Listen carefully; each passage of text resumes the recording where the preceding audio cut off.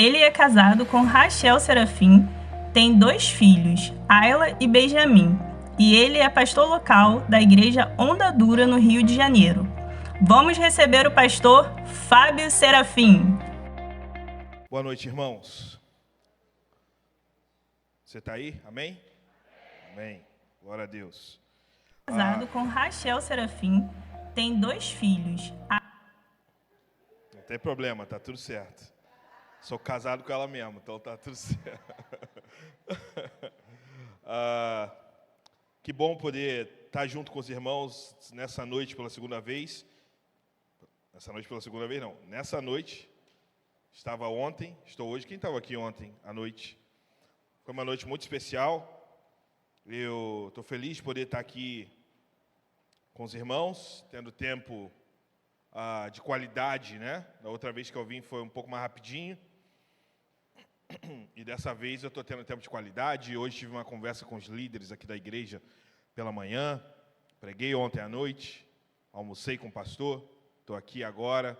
Então, maravilhoso poder conhecer um pouco mais da história dessa igreja, dos irmãos, daquilo que Deus está fazendo no meio da igreja. E eu acredito de verdade que todos os planos, projetos, propósitos do próprio Deus para essa igreja vão se concluir, vão acontecer. Acredito nisso por vários motivos, mas talvez o principal é que Deus não é homem para mentir.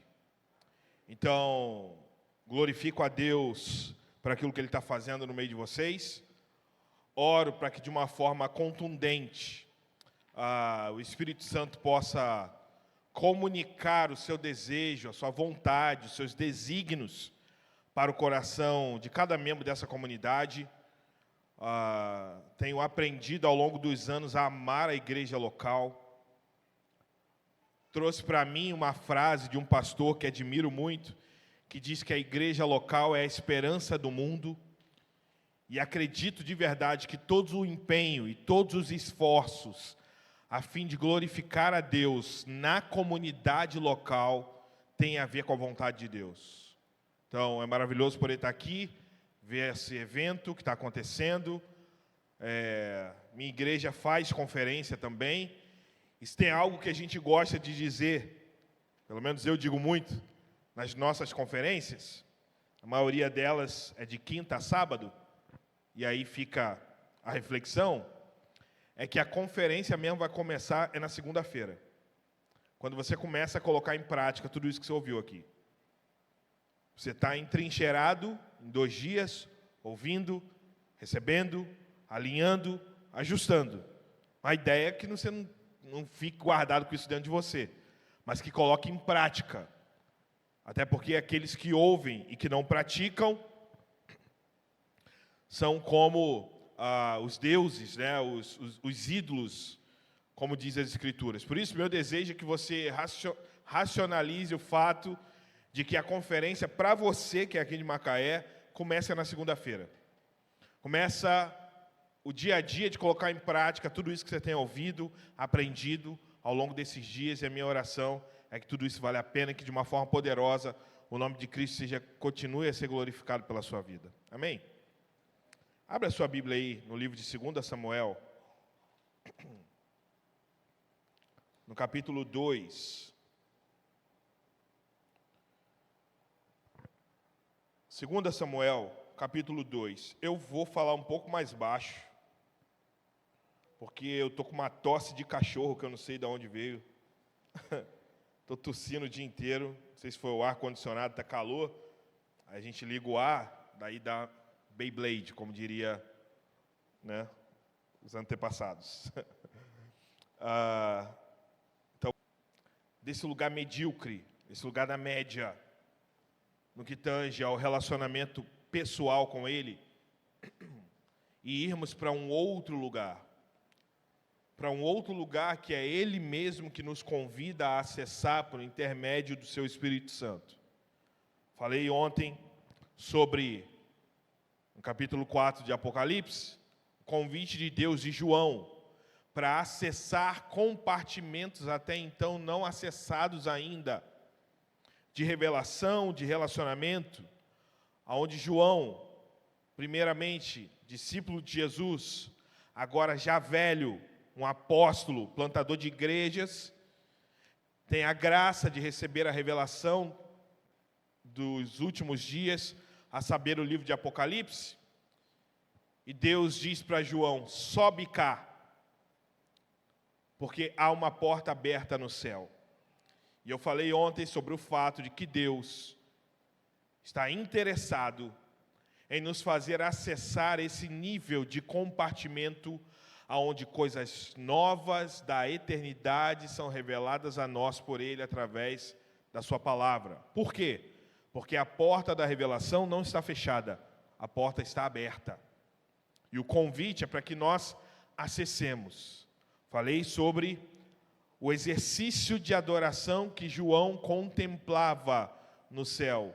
Os anjos adorando, os 24 anciãos tirando as suas coroas e declamando palavras, e quase que numa orquestra divina, todo o exercício de adoração no céu, que está acontecendo agora, com um único propósito, de declarar da glória, da beleza, da santidade do Senhor. Santo, santo, santo é o Senhor Todo-Poderoso, que era, que é e que há de vir. Esse exercício no céu acontece desde antes da criação, acontecia na visão de João, está acontecendo agora. Qualquer hora dessas, mais cedo ou mais tarde, nos uniremos a eles em adoração, mas é interessante percebermos que, estando aqui, vivendo aqui, Deus convidou João a, de alguma forma, ver o exercício de adoração ao Cordeiro, para que então isso gerasse nele uma espécie de reação, um movimento de reação. E eu disse ontem que a adoração não é uma ação, a adoração é uma reação. Nós reagimos àquilo que contemplamos. Nós reagimos àquilo que contemplamos. Hoje, e eu falei sobre tudo ontem, sobre o fato de que nós nascemos para adorar a Deus. Hoje, quero me deter nessa porção de 2 Samuel, e meu desejo nessa noite com essa palavra é talvez fazer você refletir sobre a sua vida. Fazer você refletir talvez sobre quem você é ou quem você se tornou. Facilmente, irmãos, nossa experiência cristã, espiritual, litúrgica, pode nos pregar peças. Facilmente, nossa experiência comunitária, nossa experiência com as coisas sagradas de Deus, podem nos pregar peças. Eu quero falar um pouco sobre a presença de Deus e na peculiaridade de quando ela vai embora. E eu quero, para isso, ler o texto de 1 Samuel, capítulo 2. Eu vou ler a partir do verso 12 em diante. Você encontrou aí a sua Bíblia, amém? 1 Samuel, capítulo 2, verso 12. Diz assim o texto sagrado: os filhos de Eli eram ímpios, não se importavam com o Senhor, nem cumpriam os deveres dos sacerdotes para com o povo. Sempre que alguém oferecia um sacrifício, o auxiliar do sacerdote vinha com um garfo de 3 dentes.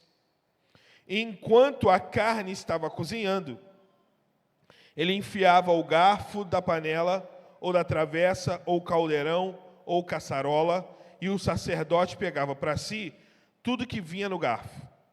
Assim, faziam com todos os israelitas que iam a Siló. Mas antes mesmo de queimarem gordura, vinha auxiliar do sacerdote e dizia ao homem que estava oferecendo o sacrifício: dê um pedaço dessa carne para o sacerdote assar. Ele não aceitará de você carne cozida, somente crua. Se o homem lhe dissesse, deixe primeiro a gordura se queimar, e então pegue o que quiser, o auxiliar respondia, não, entregue a carne agora, senão a tomarei à força. O pecado desses jovens era muito grande à vista do Senhor, pois eles estavam tratando com desprezo a oferta do Senhor. Daí, dá um pulo para o verso 27. E veio um homem de Deus a Eli, e lhe disse, assim diz o Senhor, acaso não me revelei claramente a família de seu pai, quando ele estava no Egito, sob o domínio de Faraó? Escolhi seu pai, dentre todas as tribos de Israel, para ser meu sacerdote, subir ao meu altar, queimar incenso e usar um colete sacerdotal na minha presença. Também dei à família de seu pai todas as ofertas preparadas no fogo pelos israelitas. Por que vocês zombam do meu sacrifício e da oferta que determinei para minha habitação? Por que você honra seus filhos mais do que a mim, deixando-os engordar com as melhores partes de todas as ofertas feitas por Israel, o meu povo? Portanto, o Senhor Deus de Israel declara, prometi à sua família, a linhagem de seu pai, que ministrariam diante de mim para sempre. Mas agora o Senhor declara, longe de mim tal coisa.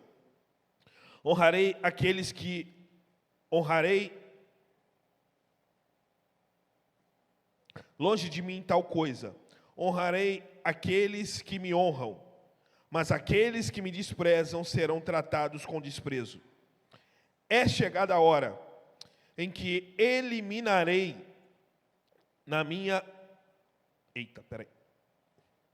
É chegada a hora em que eliminarei a sua força e a força da família de seu pai, e não haverá mais nenhum idoso na sua família. E você verá aflição na minha habitação.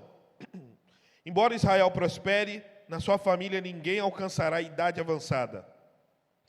E todo descendente seu que eu não eliminar do meu altar será poupado apenas para lhe consumir os olhos com lágrimas e para lhes entristecer o coração. E todos os seus descendentes morrerão no vigor da vida. E o que acontecer aos seus dois filhos, Ofni e Finéias, será um sinal para você. Os dois morrerão no mesmo dia. Levantarei para mim um sacerdote fiel, que agirá de acordo com o meu coração e o meu pensamento. Edificarei firmemente a família dele. Baixe sua cabeça, feche seus olhos. Vamos orar. Pai de amor, nós te louvamos essa noite pela tua graça, pela tua misericórdia. Nós te louvamos porque o Senhor tem cuidado de nós. Teu cuidado é perene, teu cuidado está sobre nós, inclusive de formas que desconhecemos. O Senhor tem provido a nós em todo o tempo, inclusive nos dias que achamos que o Senhor está longe. Te pedimos que nesse momento tua palavra possa refletir mais uma vez o teu caráter sobre nós. Nós precisamos ouvir a tua voz. Precisamos aprender do Senhor. Por isso derrama sobre nós um espírito de sabedoria, de revelação e de discernimento para compreendermos a plenitude daquilo que o Senhor tem a tratar conosco essa noite, para que de uma forma contundente nós saiamos daqui profundamente trabalhados pelo Teu Espírito Santo. Trabalha no coração de cada um de nós que estamos aqui essa noite. Faz dessa noite um memorial. Faz dessa noite um marco na nossa vida. Um marco na vida da igreja, para que o Teu nome, no fim de tudo isso, seja glorificado e exaltado. Nós te pedimos, em nome de Jesus. Amém e amém. Pessoal do som, vou virar um pouquinho a caixa do retorno aqui para mim, tá bom? sem quebrar nada. Só porque está ruim. Eu estou ruim, na verdade. Está bem melhor assim, glória a Deus. Você acabou de ler comigo a história do profeta Eli. Alguém... Não precisa, obrigado. Obrigado. A história do profeta Eli. E eu quero me aprofundar um pouco na história do profeta Eli, para a gente, talvez, imprimir algumas coisas que eu sinto que Deus quer tratar com a sua igreja essa noite. Antes de qualquer coisa, existem alguns lembretes que você precisa fazer quanto a essa nação e quanto a esse povo. A nação de Israel, irmãos, eu vou precisar muito da sua atenção. Prometo que vou correr para não cansar você, mas preciso de mais da tua atenção. A nação de Israel não é uma nação qualquer. O povo hebreu não é um povo qualquer. É o povo de Deus. Essa é a insígnia que eles carregam. É o Deus de Israel. Consegue perceber quão isso é forte? O Deus de Israel. O próprio nome da nação. Acho que pode abaixar um pouquinho. Está começando a dar a microfonia aqui. E a culpa é toda minha, tá? Perdão aí. O Deus de Israel carrega o nome em si. A nação de Israel não é uma nação qualquer. Jebuseu era uma nação qualquer. Eveu, fariseu, e todos os zeus que você conhece, já leu aí no Velho Testamento. Mas esse povo era um povo particular. Era um povo que foi chamado a ter algum nível de intimidade com Deus. E isso não era por uma espécie de exclusividade vã e banal. Porque se no primeiro momento Israel é o povo de Deus, Deus não fala com as outras nações, mas fala com Israel. No segundo momento, a ideia, e o texto bíblico vai falar isso para nós, é que Israel fosse luz para as nações. Então entenda dessa seguinte forma, a ideia é que Deus revelasse o seu caráter para seu povo, para que aquele povo fosse agora o povo exclusivo de Deus, e que as outras nações conhecessem a Deus na forma como Israel se relacionava com Deus. Entende? Ele era um povo particular, um povo especial, um povo peculiar. Porém, esse momento da história que a gente está lendo, que a gente acabou de ler, é um momento delicado nessa relação de Deus com o seu povo. É um momento delicado na relação de Deus com o seu povo, porque o povo de Deus deu as costas para Deus. Isso acontece muitas vezes no Velho Testamento. O livro de Juízes é o campeão disso, na minha opinião, inclusive. Mas é interessante perceber que o próprio livro de Juízes, que é um livro que historicamente está muito conectado ao livro de 1 Samuel, o livro de Juízes fala em um dos seus últimos versículos que naqueles dias cada um fazia o que queria. Cada um fazia o que dava na telha. E o próprio livro de Samuel, no capítulo 3, vai dizer que naqueles dias a mensagem de Deus era rara e as visões incomuns. Então, acompanha comigo a construção do pensamento. Esse é o povo de Deus. Quer conhecer Deus, o mundo inteiro olha para Israel. Naquele tempo, essa era a ideia. A forma como Israel se relaciona com o seu Deus. As nações, quando iam em guerra contra Israel, tinham medo por causa do Deus de Israel. Só que agora, Israel dá as costas para o seu Deus. E isso tem efeitos colaterais. Primeiro, cada um fazia o que dava na sua telha. E quais são os efeitos colaterais? É que Deus agora, por conta do afastamento do seu povo, não se comunica mais com o seu povo. Por isso, as visões eram incomuns. As mensagens, as profecias estavam se tornando raras. E a gente acabou de ler agora sobre o sacerdote.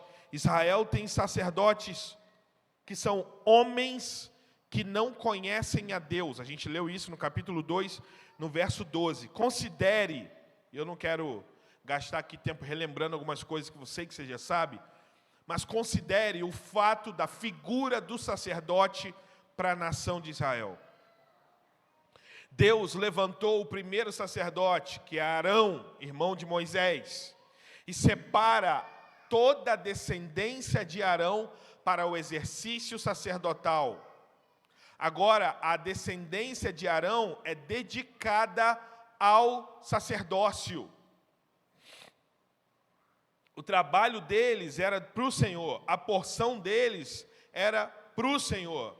O alimento da descendência de Arão, do sacerdote, era parte do alimento oferecido, por exemplo, ao sacrifício.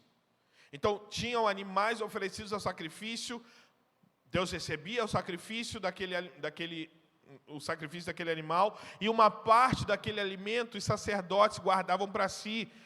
Era uma espécie de classe entregue totalmente ao serviço de adoração a Deus. Mas o que você leu aí comigo, no texto que você leu, por favor, não feche, é que Israel tinha sacerdotes que não conheciam a Deus. Você tem noção do tamanho do problema? Então, vamos lá, vou tentar desenhar. Israel é o povo de Deus, tem sacerdotes que conectam Deus ao povo. Então, os sacrifícios do povo são oferecidos a Deus num ambiente litúrgico de adoração pelo sacerdote.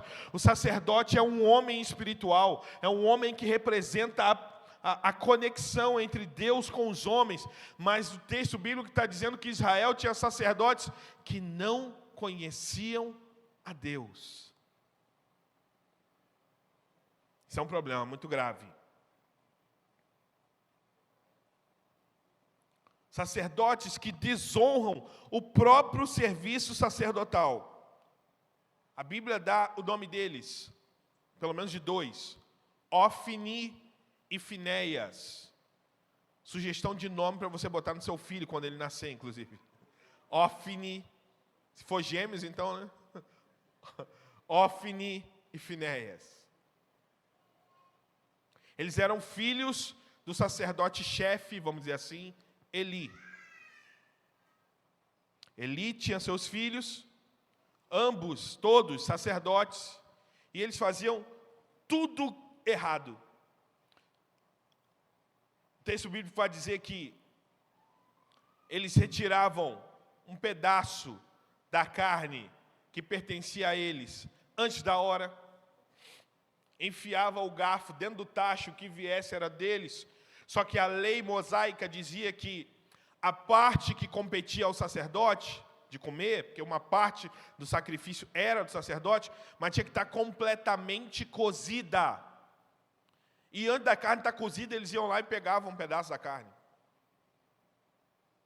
Considerem o fato, meus irmãos, que Ofni e Finéias foram criados pelo seu pai, Eli, que já era sacerdote quando eles nasceram.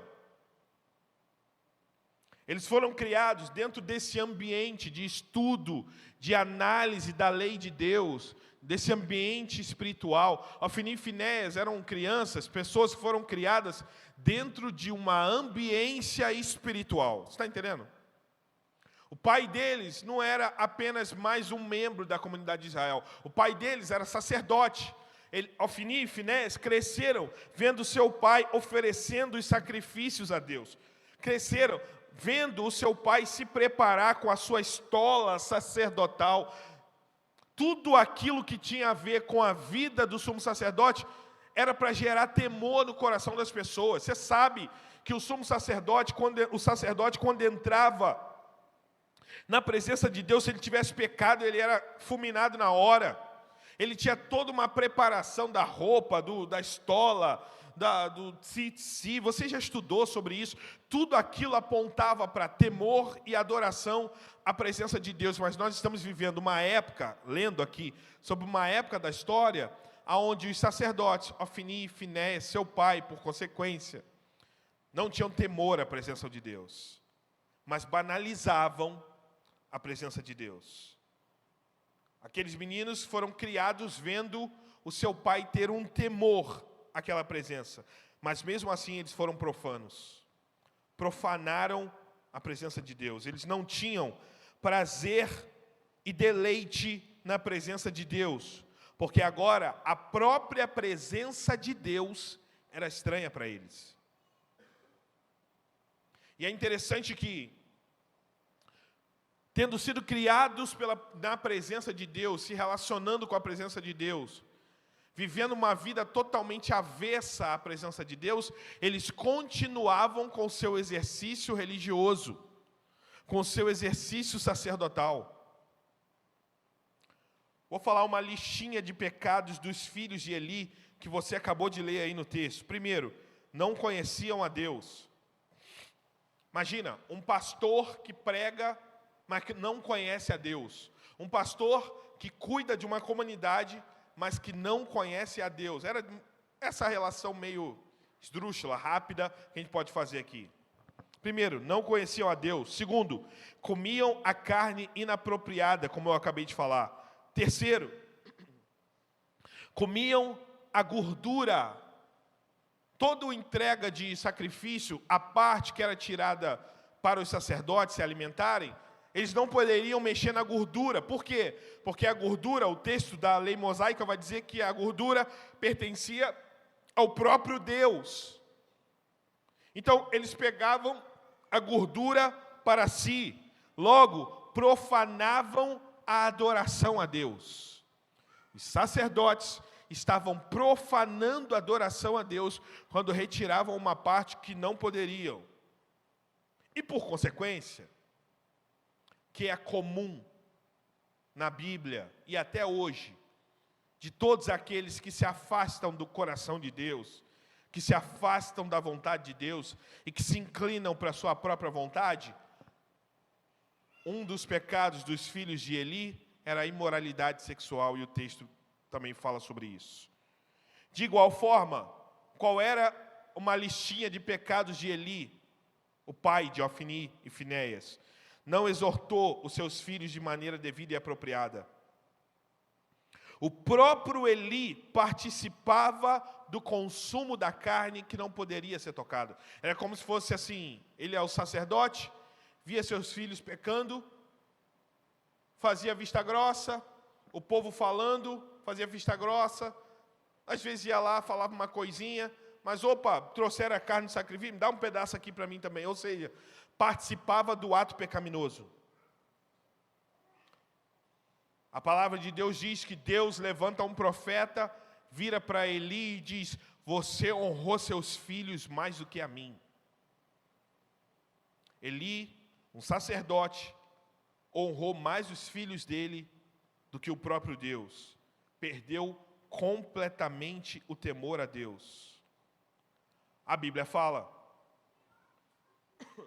no capítulo 4 de 1 Samuel, que o próprio Deus lançou juízo sobre Eli, sobre a sua casa e sobre toda Israel. E Deus lançou juízo, irmãos, sobre aquele povo, porque Deus não tolera os que se colocam com seus próprios desejos egoístas acima da honra que é devida apenas a Ele. Deus não tolera quando nós colocamos desejos, volições, que visam apenas o nosso umbigo, acima da honra que é devida apenas a Ele.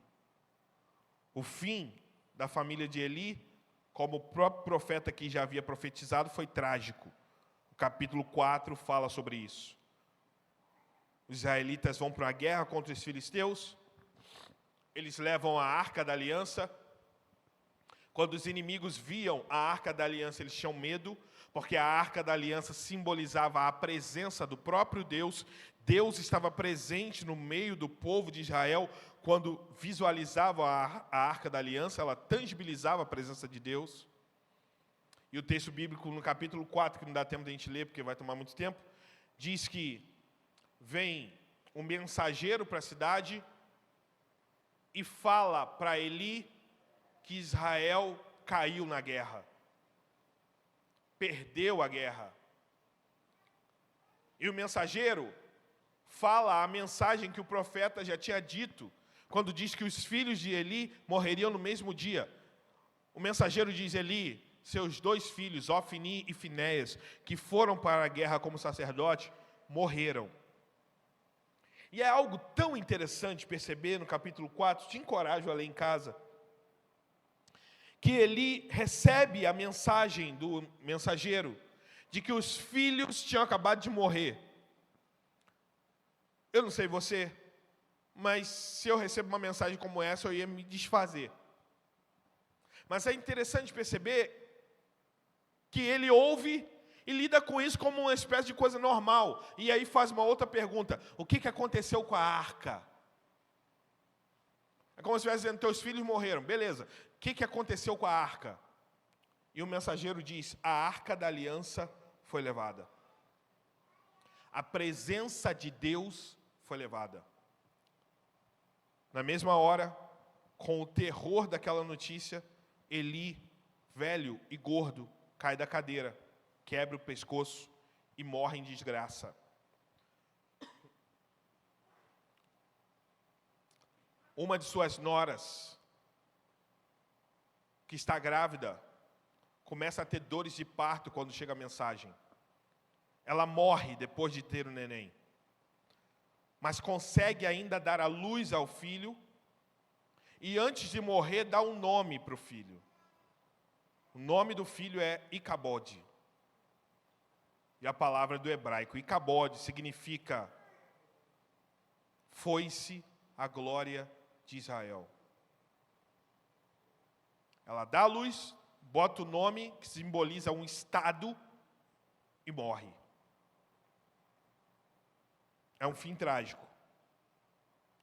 Morte de Eli, roubo da arca, a presença de Deus vai embora. E é interessante porque, embora a presença de Deus, aspas, física, através da aliança, tivesse sido levada,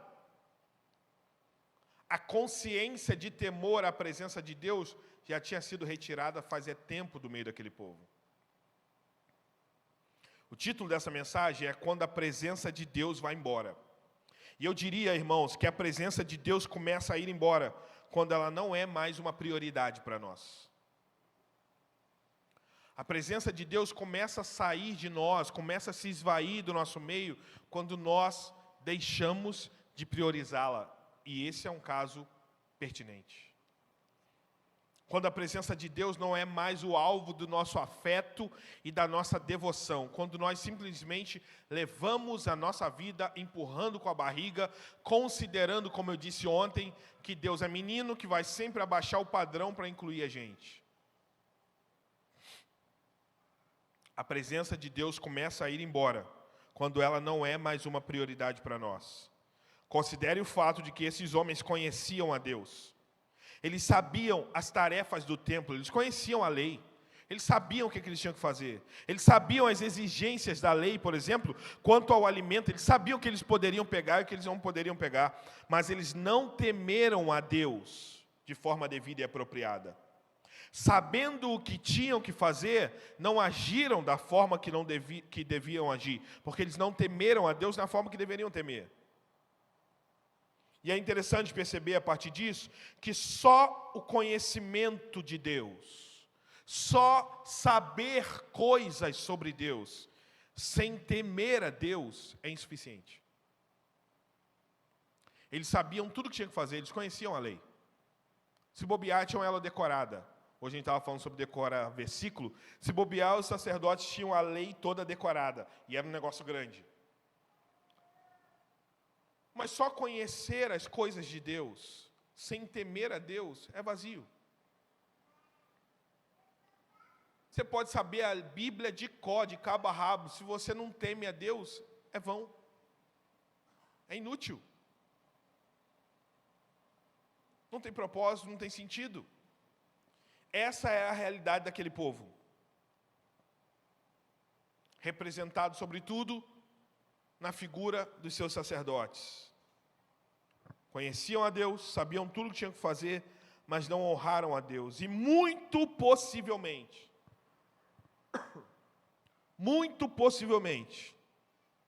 o que aconteceu com essa turma é que eles se familiarizaram com a presença de Deus. Se acostumaram com as atividades do serviço sacerdotal.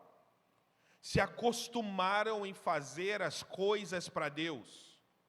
E perderam o vislumbre, o temor e a contemplação da beleza da presença de Deus. Muito possivelmente eles viraram profissionais religiosos das coisas de Deus, mas perderam a contemplação da beleza da presença dEle. Perderam o vislumbre das coisas sagradas, ao ponto de profanarem a oferta de Deus. Eles viraram profissionais, faziam só um trabalho para Deus.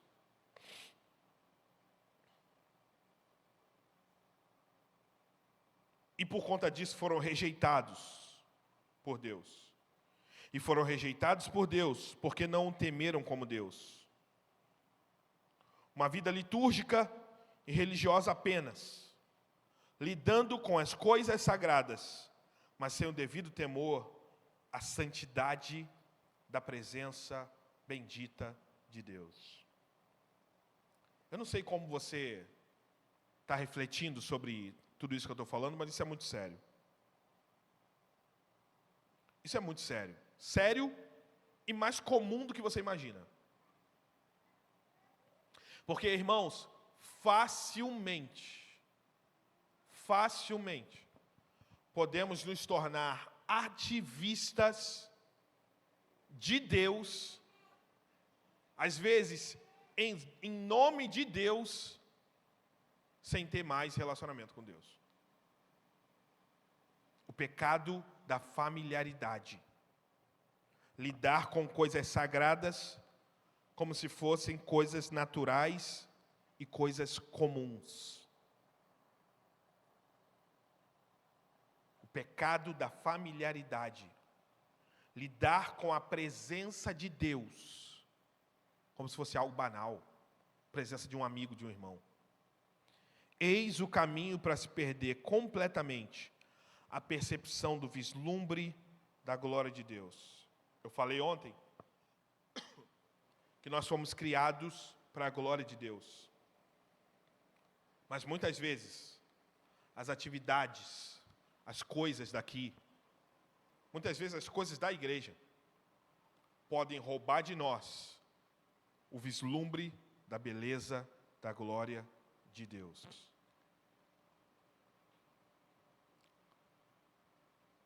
Isso é muito sério. Isso é muito sério, porque pode denunciar, paz-me, que talvez alguns de nós que estamos aqui essa noite, talvez, só considere a possibilidade de talvez estarmos aqui fazendo coisas, mas fazendo coisas num ato mecanizado, sistematizado, como um hamster que está dentro da rodinha, sem mais se embelezar pela glória de Deus. Eu tenho muita autonomia, muita autoridade para falar sobre esse assunto, porque isso foi algo que aconteceu comigo há anos atrás. E facilmente pode acontecer com a gente. Nos transformarmos em fazedores de coisas. E nos transformarmos em fazedores de coisas, achando que estamos fazendo a vontade de Deus, para a glória de Deus, quando na verdade estamos apenas reproduzindo um ato sistemático, mecânico, sem saber o porquê. Por que fazemos o que fazemos? É uma pergunta que você precisa ter a resposta. Porque se nós não tivermos a resposta para essa pergunta, viramos Ofni e Finéias. Estamos reproduzindo atos involuntários, sistemáticos, espasmos, sem mais nos embelezarmos com a glória de Deus, sem mais contemplarmos a beleza da glória de Deus. Quantos e quantos de nós podem ter caído nesse lugar? O abandono do maravilhamento da glória de Deus, o abandono desse lugar de contemplação. Nós não fomos criados para fazer coisas, nós fomos criados para contemplar a beleza da glória de Deus,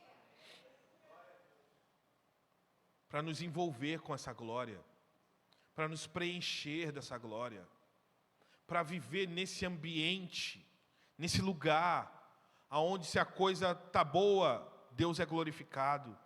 Se os boletos estão gritando, a gente resolve, mas Deus não vai deixar de ser glorificado, porque esse é o propósito da nossa existência. Mas quando saímos desse lugar, viramos uma espécie de anomalia, a gente não está mais no propósito, sabe? Uma caneca para beber água. Essa caneca foi criada para beber um líquido. Se ela se quebra, ela não tem mais propósito. O propósito pelo qual ela foi criada já não é mais possível ser utilizado. Nós fomos criados para a glória de Deus, mas à medida em que perdemos o temor da glória de Deus, somos uma anomalia. Talvez repetindo atos involuntários sistemáticos. Acordar domingo de manhã, ir para a igreja, levantar a mão, cantar a música, dizer glória. Entende? E a gente chama isso da presença de Deus. Por quê? Porque possivelmente alguns de nós entramos nesse sistema de moer carne, mecanizado, e abandonamos por completo o vislumbre, o maravilhamento, a percepção, o alcance da beleza da glória de Deus. A rotina, o hábito, o cotidiano. Nós precisamos viver intencionalmente, irmãos, em uma postura de maravilhamento. Esse, inclusive, como eu disse, é o propósito principal pelo qual fomos criados para a glória de Deus. Se a gente sai desse lugar de se maravilhar com Deus, se a gente sai desse lugar de contemplar a sua beleza, de contemplar a sua formosura, quando a gente sai desse lugar de contrição de coração, esse lugar que talvez a gente possa chamar de secreto, mas é um lugar que a gente foi criado para viver lá. O secreto não é um dia, não é um horário, é 24 horas até o fim da vida. Quando a gente sai desse lugar, a gente vira uma coisa. A gente coisifica a existência. Porque se fomos criados para a glória de Deus, se não vivemos mais para a glória de Deus, somos uma coisa, que em maioria vai viver para a sua própria glória. E no que tange a realidade da comunidade local, isso tem muito a ver com a rotina, com o hábito cotidiano sistemático. O risco, inclusive, é da gente virar uma espécie de ativista religioso. E na internet, inclusive, tem vários.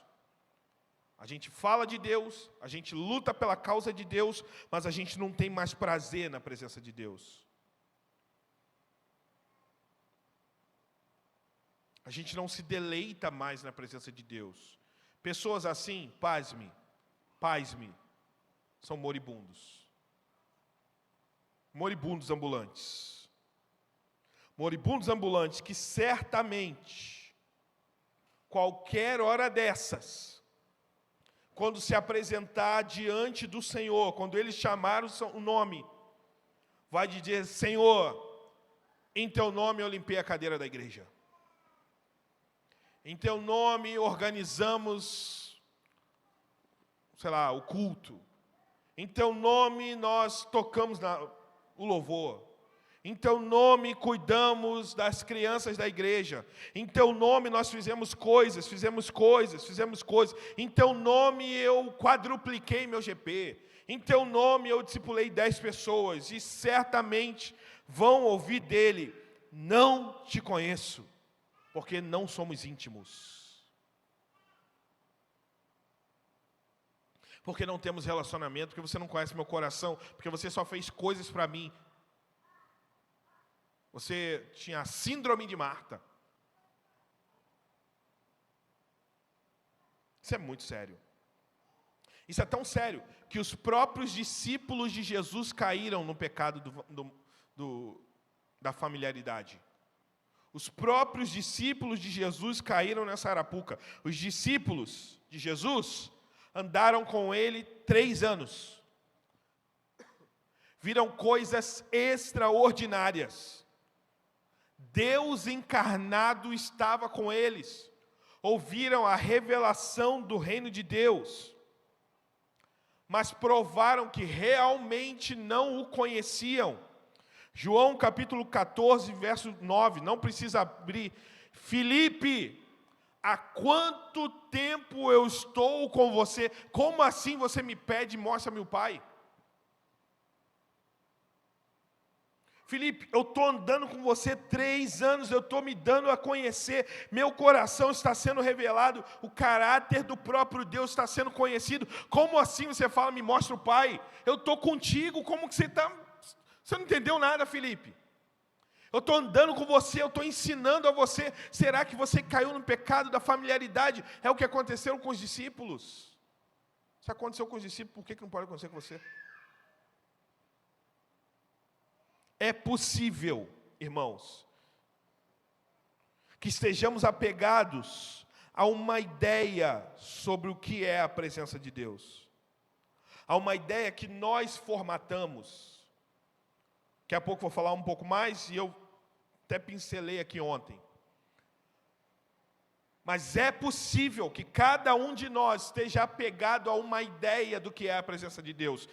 Abaixa a luz, bota uma luz colorida, uma música no fundo, a gente fala que isso é a presença de Deus. Não é. Não é.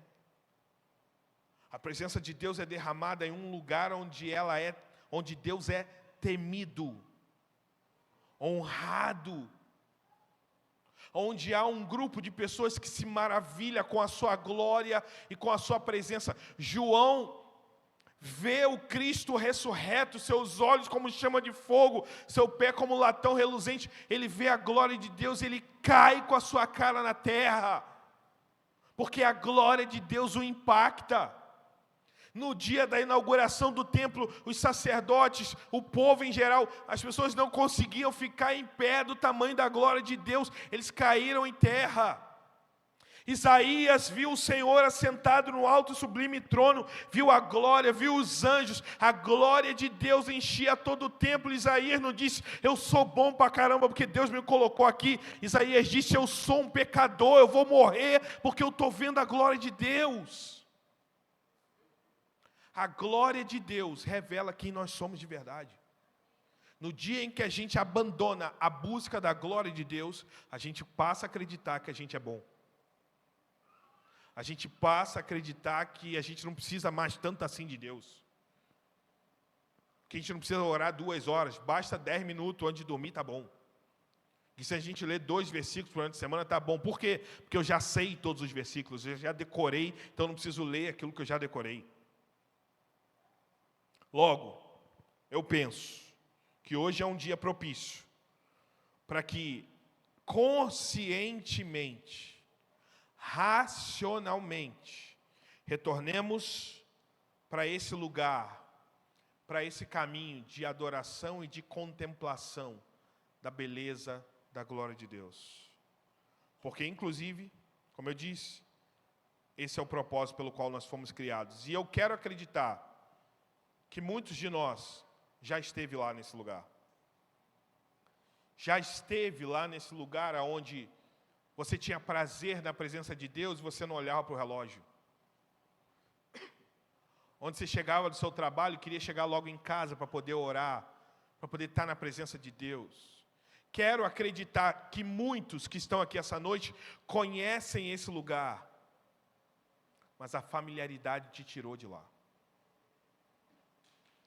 As atividades, eu não estou dizendo que as atividades são coisas ruins, elas são necessárias, mas são vazias em si mesmas, se primariamente não enxergarmos a glória da beleza de Deus.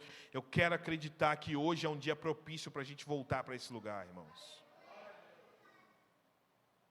Para esse lugar onde em nós só há uma única sede, de queimar pela presença de Deus de forma ininterrupta.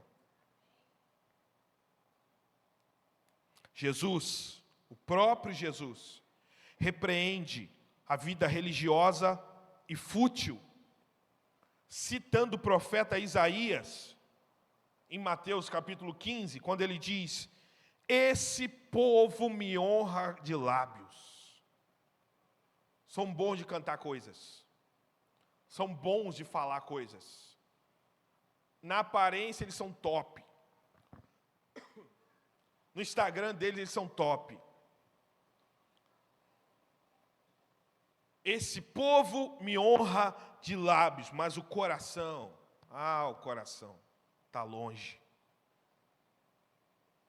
Esse povo é bom de fazer coisas, esse povo é bom de aparência, mas o coração, o cerne, e você entende que o coração aqui não é o órgão, é o centro das emoções, é o centro da racionalidade emocional. O coração está longe de mim, Jesus falou.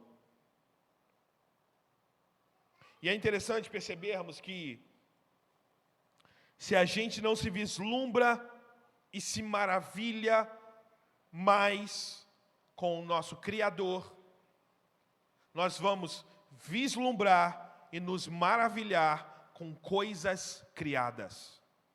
Vou repetir. Se você não dedica mais a sua vida em adoração e contemplação ao teu Criador, você vai dedicar tempo da sua vida a coisas criadas. Por quê? Porque a gente nasceu para isso. Eu disse ontem, a palavra homem significa aquele que olha para cima. Nós fomos criados para nos envolver com Deus. Nós fomos criados para assistir à presença de Deus, para nos relacionar com ela. Mas quando perdemos esse temor a esse lugar, a gente começa a ocupar a nossa vida com outras coisas, a fim de fato, achar que estamos agradando a Deus. Coisas criadas. Facilmente trocamos a glória de Deus por imagens. E o problema é que a gente ama essas imagens, Romanos 1, 23. A gente ama essas imagens. E é por amar essas imagens que nós estamos cegos. Estamos acreditando de verdade que Deus está se importando com coisas que na verdade Ele nunca se importou, mas a gente estereotipou que é isso que Deus quer. A gente estereotipou que é isso que Deus deseja, quando na verdade não é isso que Ele deseja. É maravilhoso fazermos cultos como esse. É maravilhoso termos um prédio como esse, incrível, com ar-condicionado. É maravilhoso ter uma banda. É maravilhoso ter tudo isso, luz, microfone, eu não preciso ficar aqui me esgoelando. É maravilhoso ter tudo isso, mas tudo isso é apenas pavimento para que a gente esteja com os nossos olhos fitos na glória de Deus. De que adianta ter tudo isso e o nosso coração não desejar a presença de Deus? É vazio, é vil e banal. Só que, na maioria das vezes, em que Deus não é esse lugar onde nós estamos contemplando, nos maravilhando, recebendo, nós vemos a glória dEle e reagimos glorificando a Ele, vivendo para a glória dEle. Na maioria das vezes, quando nós saímos desse lugar, outras coisas ocupam esse lugar. Por exemplo, dinheiro. Dinheiro não é um problema, mas o amor ao dinheiro é a raiz de todos os males. E o jovem rico mostra para nós que você pode conhecer muito sobre Deus. Você pode saber toda a lei de Deus. Mas se você não estiver disposto a temer a Deus, de nada adianta. E eu não sei se você já parou para refletir nisso, mas nós, seres humanos, tendemos a viver a vida atrás de dinheiro. Não espiritualiza isso, pensa racionalmente. Se a gente tem mais dinheiro, a gente quer mais dinheiro. Se a gente tem pouco dinheiro, a gente quer ganhar um salário melhor. Mas se você ganha um salário melhor, um ano depois você já está desesperado e você quer mais. E a vida vira uma busca atrás de mais dinheiro, e mais dinheiro, e mais dinheiro, e mais dinheiro, e mais dinheiro. E quanto mais você tem, mais você quer. Não há problema em você ter dinheiro. O problema é que a busca por dinheiro de forma vazia denuncia que esse lugar não é o dinheiro que preenche. Você está querendo colocar chifre em cabeça de cavalo, querendo preencher o espaço do lugar da glória de Deus com outras coisas, coisas criadas, conquistas pessoais.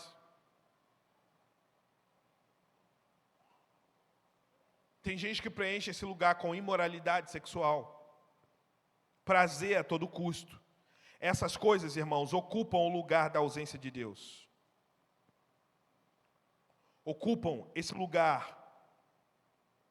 onde a presença de Deus deveria estar. Muito do trabalho sacerdotal estava resumido, como eu disse inicialmente, em refletir para as pessoas temor, o preparo das coisas, o preparo do sacerdote, todo aquele preparo inspirava temor a Deus, maravilhamento por Deus. Todo o cerimonial inspirava temor à presença de Deus.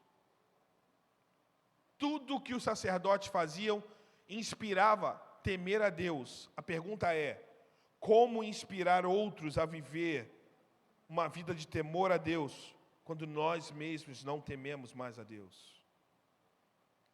Como inspirar o seu filho a amar a Deus, se você não ama mais a Deus? Como inspirar a sua esposa, seu marido, a desejar a presença de Deus? Se, vamos lá, seja sincero consigo mesmo, talvez você não deseje mais a presença de Deus. Deseja estar na igreja, mas não deseja mais a presença de Deus.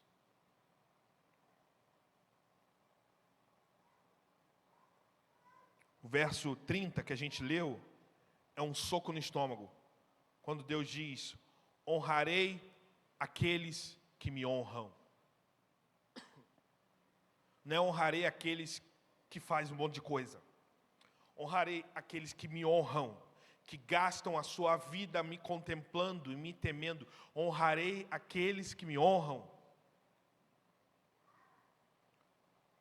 Não busca mais sacrifício, mas um coração quebrantado, contrito. É isso que o Senhor não rejeita. Honrarei aqueles que me honram, que reconhecem que eu sou Senhor, mas desprezarei aqueles que lidam com a minha presença como se estivesse lidando com seus amigos da faculdade, da escola, do trabalho. Desprezarei aqueles que me desprezam. Tudo isso precisa levar-nos a uma reflexão profunda, porque muito possivelmente alguns de nós que viemos a essa conferência essa noite, viemos por inúmeros motivos. Ajudar a igreja, comprar o ingresso, pastor chamou, pastora chamou. Eu não sei quais foram os motivos, mas possivelmente muitos foram os motivos que te trouxeram aqui, mas talvez com as motivações distantes do desejo de queimar pela presença de Deus.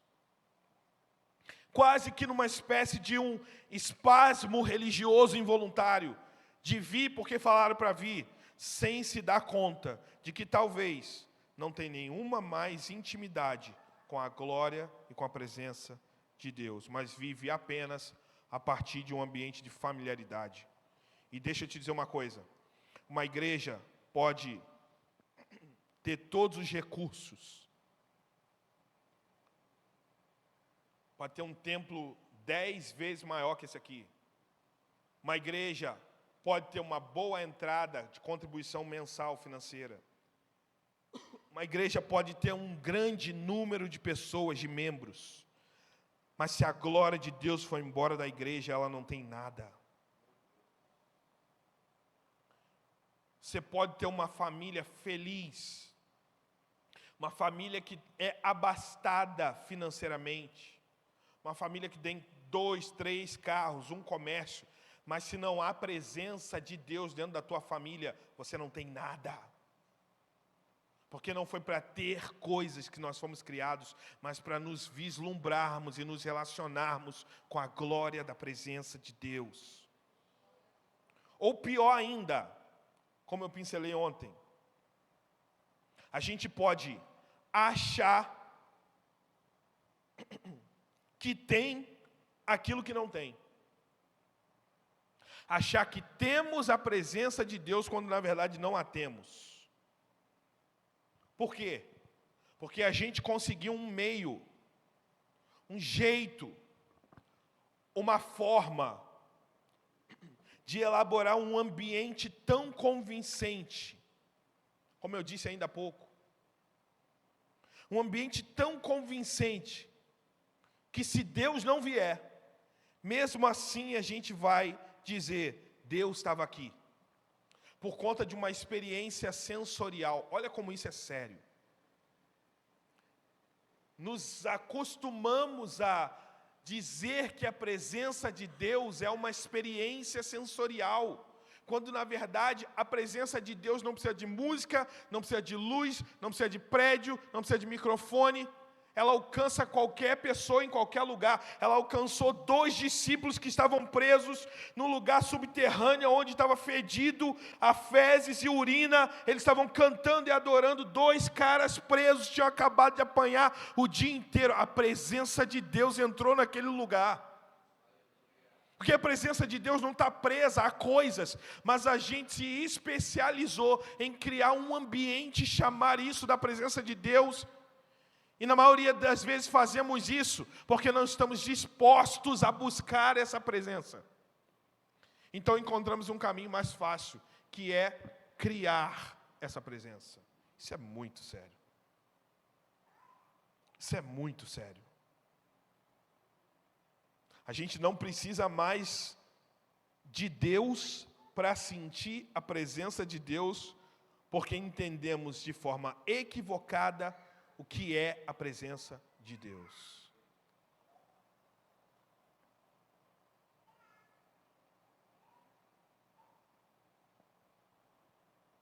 Portanto, eu penso que hoje, irmãos, é uma noite oportuna para todos nós, a começar de mim, que estou aqui com esse microfone na mão, com a baita responsabilidade de pregar sobre esse tema. É uma noite para todos nós termos uma atitude de arrependimento. De nos arrependermos dos nossos pecados. De nos arrependermos do estilo de vida que a gente está levando, porque não é esse o desejo de Deus para nós. De nos arrependermos de viver uma vida vazia, dizendo que isso é uma vida cheia da presença de Deus. Nos arrependermos de ser apenas fazedores de coisas e não sermos mais adoradores em espírito e em verdade. Hoje é um dia para a gente se arrepender. Todos nós. Uma noite para a gente rasgar o coração, não mais as vestes. E talvez uma noite para que, como igreja e de forma individual, a gente possa dizer, Deus, faz de novo. Faz de novo. Porque eu sei que Deus deseja ser achados por aqueles que o buscam. Ele não está escondido. Seus ouvidos não estão fechados. Deus deseja ser achado por aqueles que o buscam. Mas isso vai exigir uma postura de temor, de honra a Deus na forma como vivemos a nossa vida. Baixe sua cabeça, feche seus olhos, eu quero orar por você. Queria pedir à turma para abaixar as luzes, por favor. Eu quero orar por você, mas antes de eu orar por você, eu penso que você precisa orar por você. Talvez essa palavra não seja aquilo que você esperou que ouvir hoje.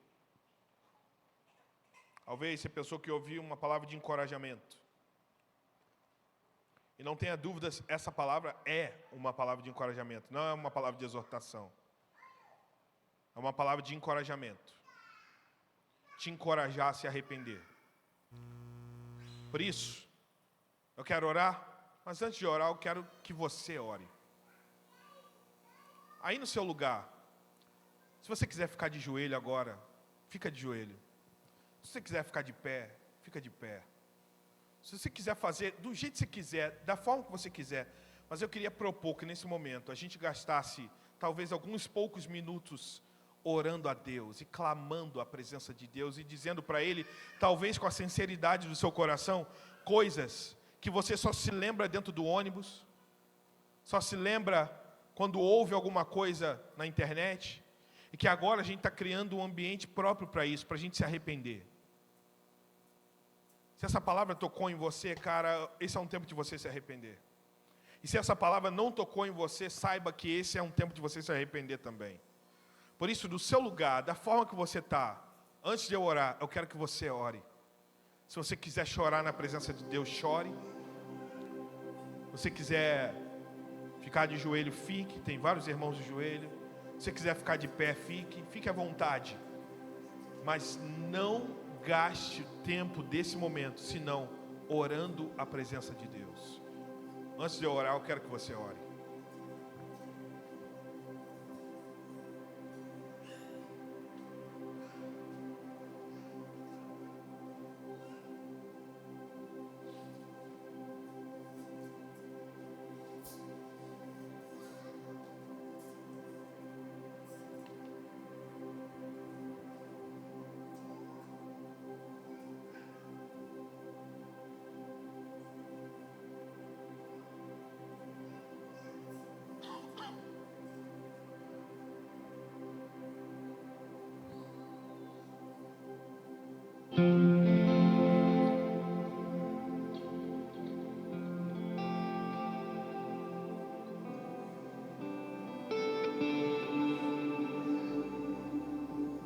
Não se canse. Fale com Ele. Abra seu coração. Faça talvez de uma forma como há muito tempo você não faz. Você foi criado para esse lugar. Você foi criado para essa experiência. Fale com Ele: Senhor, me perdoe por parar de perceber a Tua presença, percebendo outras coisas.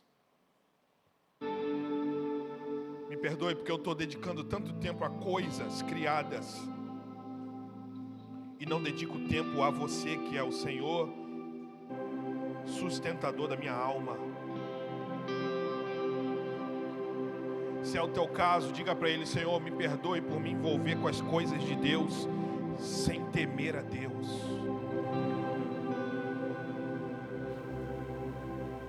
Continue a orar, fale com Ele. Não se canse.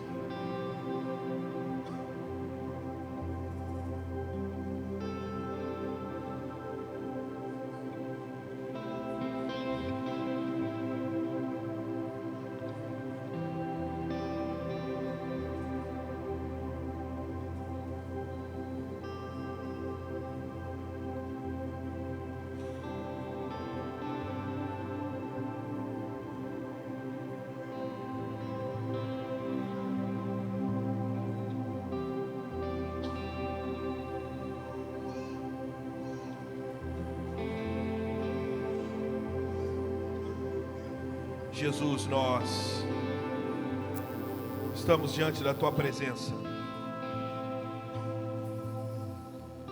Mas quantas e quantas e quantas e quantas vezes estar diante da Tua presença é um ato mecânico e sistemático, porque não tememos a Tua presença.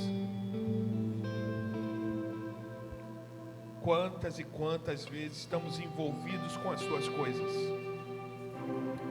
sem estar envolvidos com Você, cumprindo exercícios, cumprindo tarefas, engajados em coisas que em maioria glorificam o nosso ego e não o Teu nome. Perdoa-nos, Senhor. Tem misericórdia de cada um de nós essa noite, a começar de mim. Por favor, Senhor, tenha misericórdia de nós essa noite. Nós nascemos para a glória do Teu nome. Nós nascemos para o louvor da Tua glória. Nós fomos criados de forma inimaginável para contemplarmos a Tua presença. Esse é o alimento da nossa alma, a Tua presença. Por isso, perdoa-nos por renegar esse lugar. Perdoa-nos por priorizar outras coisas e não esse lugar. Perdoa-nos por negociar com a nossa consciência quanto a coisas que já sabemos, mas que quase que inevitavelmente, por conta da nossa queda, teimamos em lutar com a nossa consciência. Obrigado pelo Teu Espírito que nos acusa na consciência essa noite. Perdoa-nos. Traz de novo a visitação da Tua glória e da Tua presença para irmãos, para casas, para lares, para pessoas que já estiveram lá, que amavam a Tua presença, que amavam queimar por Você, que amavam pregar a Tua mensagem, mas que foram acometidas pelo pecado da familiaridade, que vivem uma vida vazia, como sepulcro caiado, mostrando para fora uma verdade que na verdade não é a sua verdade interior. Perdoa-nos essa noite, Jesus. Alcança-nos com o Teu Espírito para que sejamos curados, porque a Tua palavra diz que se o Senhor nos libertar, verdadeiramente seremos livres. Liberta-nos da falsidade essa noite de nós mesmos. Liberta-nos do pecado da familiaridade que nos leva a ter o estigma de Marta, sem menosprezando o fato de que o Senhor está na casa, que o Senhor está presente, que o Senhor está falando conosco, que o Senhor está ativando-nos essa noite. Pai, em nome de Jesus, perdoa-nos, Espírito Santo.